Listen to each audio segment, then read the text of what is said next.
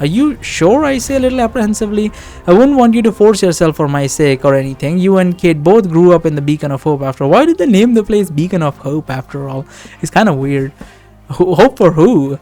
Oh, you don't have to worry about it, Diane says. That trauma is far behind me. The idea of you testing spells on me doesn't bother me in the slightest. Well, if you are certain about it, then yeah, I could definitely use your help, I say. Thanks, anytime, Diane says.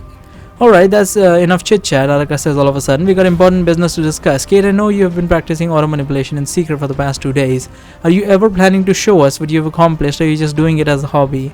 I was going to show it to you once I had some more definitive results, Kate says. At the moment, I'm still not sure if I'm doing it right. You are doing fine, Araka says. Your only problem is that if you're going to practice interrupting other people's aura manipulation techniques, you're going to need someone actually using such a technique in front of you if you want to make any progress. Then you can consistently use your sword to move your sword through the air nowadays, right?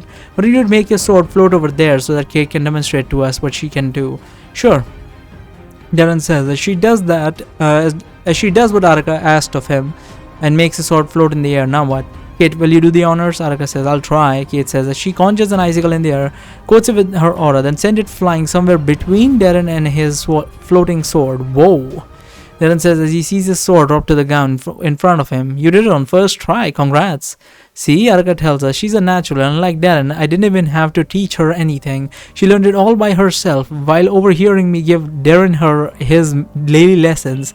Now that's one last thing that I want to test before calling it a day.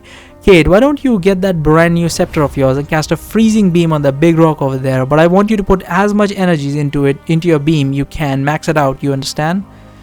I'd rather not just use so much magical energy just for training exercise, Kate says. What if we get attacked? Your energy recovery rate is faster than anyone in this group, Araka says. What are you even complaining about? I bet you can recover that much energy in just 5 minutes if you just lie down and rest for a little while. Now stop whining and do it. This is important. Fine, Kate says. She picks up her scepter from the ground, points it at the rock. I'll give it a shot. Oh, and one more thing, Araka says. Try shortening the cast time for your spell as much as you can. You wouldn't want to give your enemy too much of an opportunity to react and get away from your line of attack. Oh yeah, that rock will never know what hit it, Hardrick jokes as he takes another swig of ale. I understand, Kate says, and then she begins gathering an immense amount of energy at the tip of her scepter. Not even 2 seconds later, a beam of ice shoots out of the scepter, but the power behind it could only be compared with the flame breath we saw Tyrath use. So she shortened the preparation time, and basically a shotgun blast at that point. Not even 2 seconds, a beam of ice shoots out of the scepter, but the power behind it could only be compared with the flame breath that we saw Tyrath use 5,000 years ago when he was still in his prime. Oh wow, from 5,000 years ago, okay. Nevertheless, needless to say, the rock never stood a chance against such an attack, and even the air around us has gotten as cold as a winter day. As we are all looking at Kate, shocked, Araka begins to laugh very loudly in 3 voices at once.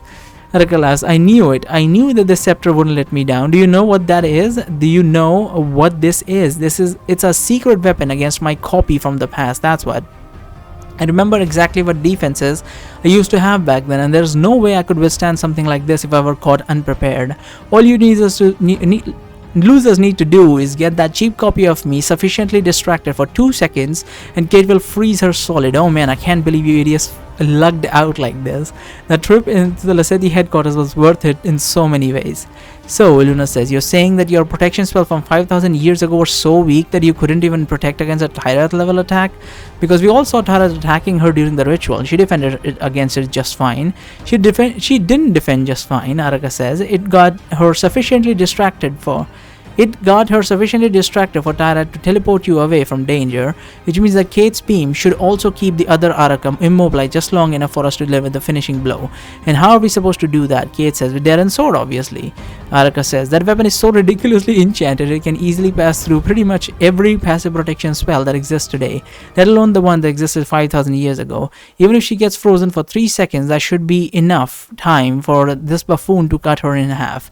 As long as he makes sure to stay close enough to her beforehand, the only way to defend against that sword is to either dodge it or use a powerful active protection spell against it, which she obviously won't be able to do because she'll be encased in a block of ice. Wow, this plan gets more perfect the more I think about it. we'll be able to use the same strategy against the god of time. So I'm guessing that we obviously won't be, he could just reverse time. So I'm guessing that we will only have one chance to make this work. Precisely, Arka says, it should work properly the first time, because she'd never expect a group of weaklings like you to have such a powerful attack. But when she gets to see it, she'll be on her guard and will be considerably more difficult to hit her with it. The attack shouldn't be used unless you get a very good opportunity, because otherwise we'd just be wasting it. Gods be damn, Hadrick says out of the blue. You said you had one last thing to test before calling it a day, but you're still not done talking. Can we not enjoy ourselves for 1 hour without thinking about our training?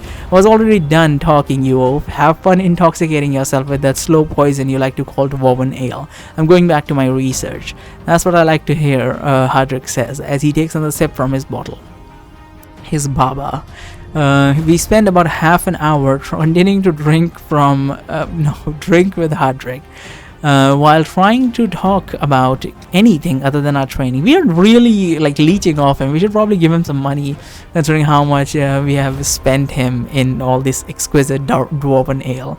While trying to talk about anything other than our training for a change, then Diana and I decided to leave early so that she could help me with my spells like she promised. As we were trying to find a nice isolated place away from the others, I get temporarily lost in my thoughts when I remember the eagerness with which Diane agreed to become my test subject for the evening, despite having every reason to not want to do this, just like Kate. Now that I think about it, this wasn't the first time when Diane acted in this manner. Ever since we left the Lasethi headquarters, she's been expending a lot of effort trying to get along with everyone, perhaps too much effort. Normally this wouldn't be an issue, because it's very clear that she cares deeply about Kate. It's not an unusual thing she wants to get along with her friends, but it's also hard to ignore the fact that she's essentially Meredith's second in command, so she would have every reason to want to get close to us if our orders were to slowly gain our trust and convince her that taking Meredith's offer is a good idea. I think Darren and Hardrick might have thought about this too, because I've definitely seen them keeping the distance from Diane, despite her repeated attempts to get into their good graces. I feel a little bad being suspicious about Kay's childhood friend like this, but I suppose it would have helped if she acted a bit more naturally and didn't try so hard to become our friend. Then again, maybe she's just being awkward and she will start to relax in a few days. When she gets to know us better, time will tell, and she could also be just repaying us back for shocking us. Around here should be fine, I think, Diane says, as she stops somewhere near the river. We are far enough from the others to not be distracting them from their own training. So what kind of spells will we be testing today, Barry? Or, as you may have guessed, I have a rather high pain tolerance for pain, so there's no need to hold back. I'm not sure if I should be relieved or worried that you feel comfortable joking about this. That's reassuring, because my next spell does have a unusually high mortality rate. She didn't say she has resistance to death or something. Actually, I wasn't planning on using any painful spells, but that's good to know. That's good to know, I tell her as I put my backpack on the ground, take my notebook out of it. No painful spells, Diane says, surprised, not even a little bit.